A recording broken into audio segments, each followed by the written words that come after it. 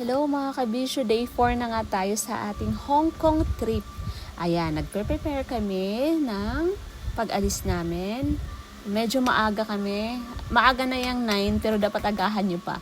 Yan, 9 a.m. Siguro nakalabas kami 10. Nag-almusal muna ka. Kasama na lunch na yan. Heavy lunch, breakfast na yan. Kasi ang laki ng mga serving nila. Hindi na kami takot mag-order kasi alam na ni Sam, alam na namin mag-QR code. Ang kagandahan po pala sa hotel namin mga kabisyo, no?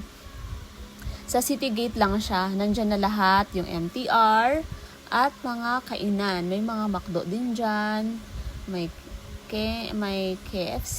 Pero syempre, itry namin yung mga authentic foods nila, no?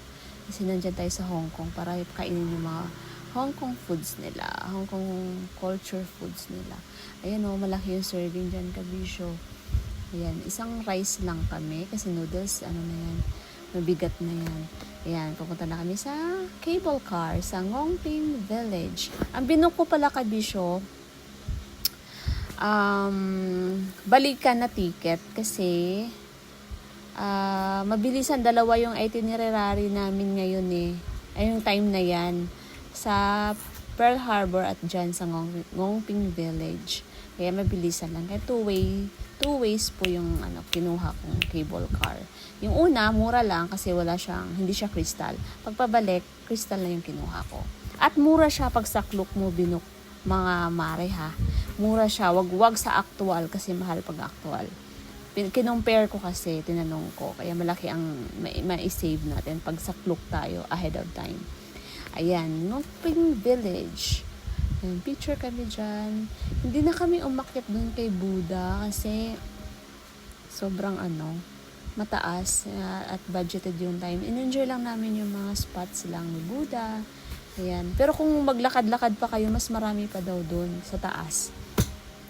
Pwede kang magdasal dun ng Ayan, picture sa mga flowers.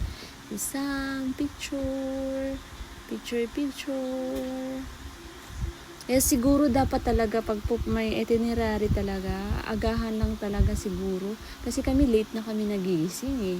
Sobrang pagod din ng mga Kaya, ang tip ko, agahan nyo na lang yung gising. Tapos, gora na kayo agad sa mga pupuntahan nyo. Para hindi na maraming tao. Ayan. Diyan, picture. Sa crystal. Pabalik na po yan. At yun, nakasabay kami ng lalaki. Picturean niya daw kami. Ayun. Yan, sa City Gate Outlet. Yan, dumating na kami. Yan, sa Tung Chung Station, papunta na kami sa Pearl Cruise namin. Ay, Victoria Cruise Harbor namin. Ayan. Habang nag-aantay, picture sa aming cruise. Ayan. Ayan, dumating na sa loob. Ayan, libre pala yan. Only drinks. Yan, walang dinner. Akala ko may dinner, wala pala. Drinks lang. Yan, nagpaka-tips. Yes, si tatay magaling mag-post. Yan, uminom ako ng whiskey. Yan, ganda pag Uy, mga kabisyo, gabi kayo. Ang Symphony of Lights pala, 8 p.m. Ang naibook ko, 6 p.m. na cruise. Sayang, hindi ko na-avail na Dapat 8 p.m. pala para masaksihan nyo po yung ma-witness nyo yung Symphony of Lights. Kasi maganda pala yan sa gabi. Maganda po yan sa gabi. Kaya yun po yung i-book nyo sa Klook. Dapat tingnan nyo po ng maigi yung time. Kung anong oras po. Yung Symphony of Lights dapat. 8 p.m. po mga kabisyo. Yan habang nag-aantay kami nung book namin ng cruise. Yan, naghahabulan sila ng mga ibon. Ayan yung AIA. Ayan, sila. Hindi daw takot yung mga ibon sa tao. Ayan po. Yan sa cruise namin. Konti lang nag-avail dyan. In-avail ko na kasi akala ko talaga ma-witness ko yung Symphony of Lights. Okay lang. Masaya naman kami dyan. Medyo na tipsy ako dyan sa whiskey ha. In fairness. Ayan, nahilo na sila. Si tatay. jowa, mga magjowa. Kami lang yung family dyan. Siguro mga nag-honeymoon yan sila. Yan. At walang go time dyan mga kabisyo ha, sa Victoria Cruz. Kung gusto nyo bumili, walang go time dyan. Cash kayo, magdala kayo ng cash. Wala silang QR code ng payment, online payment. Ayan po. Cheers! Happy, happy! Thank you, God. Namumula na ako. Tipsy na ako dyan.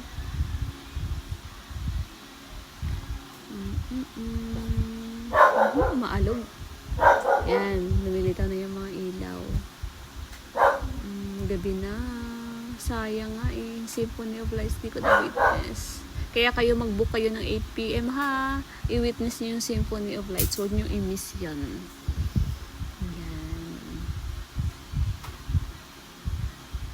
Yan, nagutom kami kaya kumain kami dyan sa Japanese restaurant. Dyan na yan sa may city gate na yan, hotel yung dumating kami. Dinner na namin. Ang sarap ng pagkain. At syempre hindi namin yung self-service nila, ganun grocery. Grocery kami kasi, di ba pauwi na kami.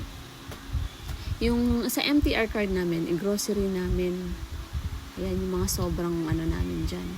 Ayan, bumili kami ng ganyan. Isa-isa. Kasi dapat isa-isang MTR cards. May mga sobra kami kaya binudget namin. Self-service sila mga kabisyo, no? Ang saya naman. Bawal dun yung mga shoplifter. Itong gusto ko to. He has made everything in His time. Thank you. Bye-bye. God bless.